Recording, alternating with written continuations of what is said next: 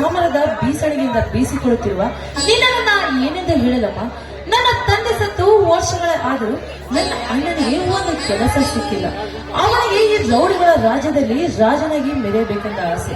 ಅವನ ಆಸೆಯನ್ನು ಆದಷ್ಟು ಬೇಗ ಈಡೇರಿಸಮ್ಮ. ನಿನ್ನ ಕೃಪೆ ಸದಾ ಅವನ ಮೇಲೆ ಹೀಗೆ ಇರಲಿಮ್ಮ.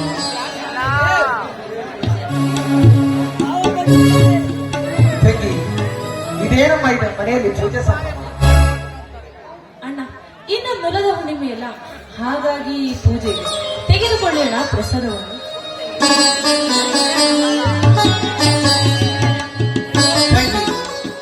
ಶ್ರೀ ಮರಳಸಿದ್ದೇಶ್ವರಲ್ಲಿ ಏನಂತ ಬೇಡಿಕೊಂಡಿಯಮ್ಮ? ಅಣ್ಣ, ಇನ್ನೊಬ್ಬ ಅಣ್ಣನಿಗೆ ಧೈರ್ಯ, ಶಕ್ತಿ, ಉನ್ನತ ಹುದ್ದೆಯನ್ನು ಕೊಟ್ಟು ಕಾಪಾಡಮ್ಮ ಎಂದು ಬೇಡಿಕೊಂಡೆ ಅಣ್ಣ. ನಿನ್ನ ಈ ಮಾತಿಗೆ ನಂಗೆ ನಗು ಬರ್ತಾ ಇದೆ ನಂಗೆ ನಗು ಬರ್ತಾ ಇದೆ. ಯಾಕಣ್ಣ? ತಂಗಿ, ದೇವರ ಕರುಣಿಸುವ ಸದ್ಬುದ್ಧಿಯಲ್ಲಿ ಎಲ್ಲರಿಗೂ ಆವರಿಸಿದ್ದರೆ ಹೀಗೇಕೆ ಆಗುತ್ತೆ ತಮ್ಮ ನಮ್ಮ ಜಗತ್ತಿನ ಪರಿಸ್ಥಿತಿ? ಅಂದರೆ ದೇವರಿಲ್ಲ ಎಂದು ಹೇಳುತ್ತಿರುವೇನಣ್ಣ?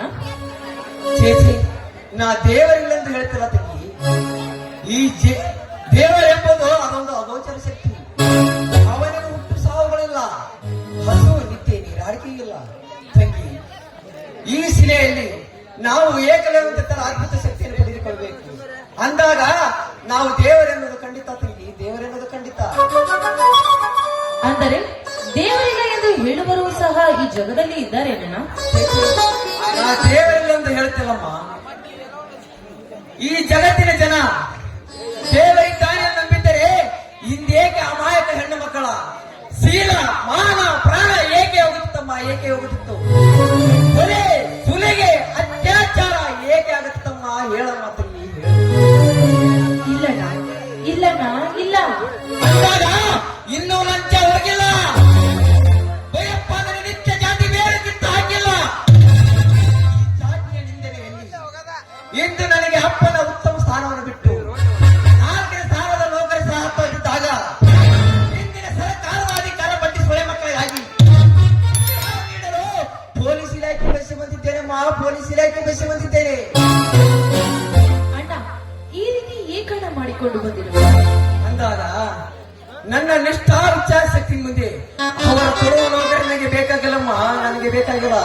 ಏಕೆಂದರೆ ನಮ್ಮಂತ ಬಡ ರೈತರ ಮಕ್ಕಳಿಗೆ ಅವರು ಕೊಡುವುದಲ್ಲ ನೌಕರಿ. ಏಕೆಂದರೆ ಅವರ ಕೊಡುವ ನೌಕರಿ ಲಂಚ ಲಂಚ ಎಂಬ ತುಂಬಿಕೊಂಡಿರುವ ಈ ಲುಚ್ಚ ರಾಜಕಾರಣಿಗೂ ಇರುವರು. ಇದು ನಮ್ಮಂತ ರೈತ ಮಕ್ಕಳಿಗೆ ನೌಕರಿ ಸಿಗುವುದಿಲ್ಲಮ್ಮ, ನೌಕರಿ ಸಿಗುವುದಿಲ್ಲ. ಅದಕ್ಕಾಗಿ ನನಗೆ ಆ ತಂದೆ ಪಟ್ಟ 2 ಮರಳಸಿದ್ದೇಶ್ವರ ಪಟ್ಟ 2 ಬಲವಾದ ಈ ತಾಯಿಯ ಶಕ್ತಿಯಿಂದ ದುಡಿದ ಹೊಟ್ಟೆ ತುಂಬಿಸಿಕೊಳ್ಳುತ್ತೇನೆ. ಮತ್ತು ಈ ಪ್ರಪಂಚದಲ್ಲಿ ಇನ್ನು ರಾಖಿ ಹಬ್ಬ, ಈ ನಿನ್ನ ಮುದ್ದಾದ ತಂಗಿ ಕೈಯಿಂದ ರಾಖಿಯನ್ನು ಕಟ್ಟಿಸಿಕೊಂಡು ಬಾ.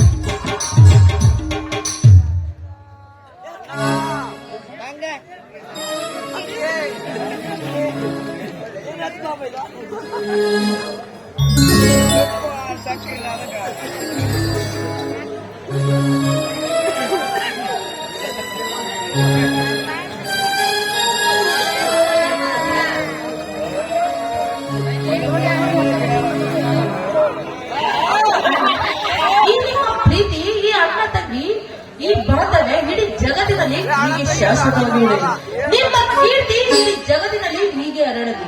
ಈ ಕಲಿಯುಗದಲ್ಲಿ ನಿನ್ನ ಹೆಸರು ಕೃಷ್ಣನಂತೆ ಮಿನುಗಲಿಯನ್ನ ಮಿನುಗಲಿ. ನಿನ್ನ ಹಾರೈಕೆ ಈ ಸಮಾಜದಲ್ಲಿ ಧರ್ಮವಿದೆ, ಅದರಲ್ಲಿ ದೇವರಿದ್ದಾನೆ ಎಂದು ನುಡಿ.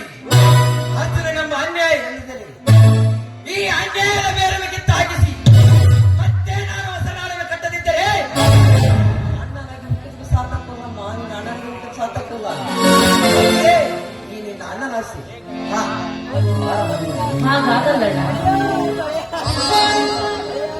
ಈ ರಾಖಿ ಕಟ್ಟು ವರ್ಷದಲ್ಲಿ ಈ ನಿನ್ನ ಅಣ್ಣನಿಗೆ ಹಾಡಂತ ಹಾಡಿ ಅರಸಮ್ಮ. ನೀ ಹುಟ್ಟಿ ಬಂದ ಶುಭದಿನವೇ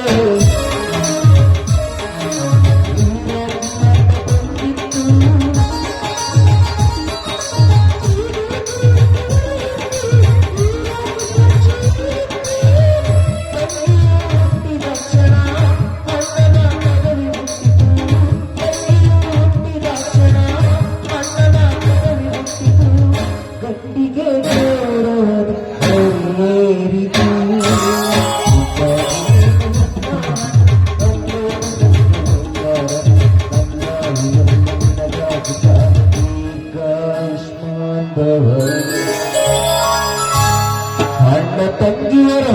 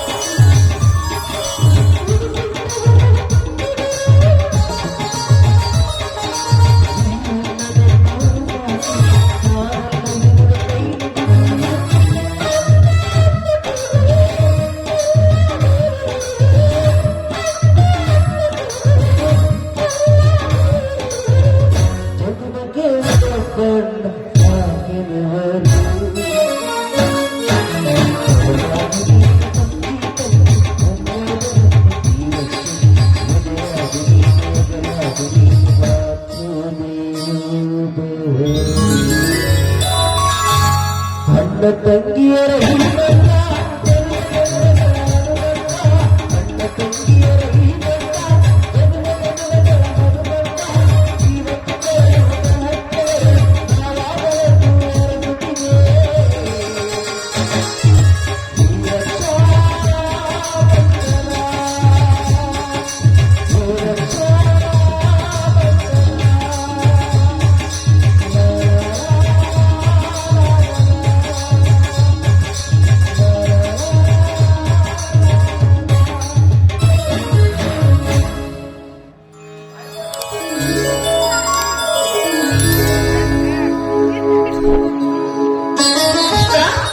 ಅರ್ಜುನ.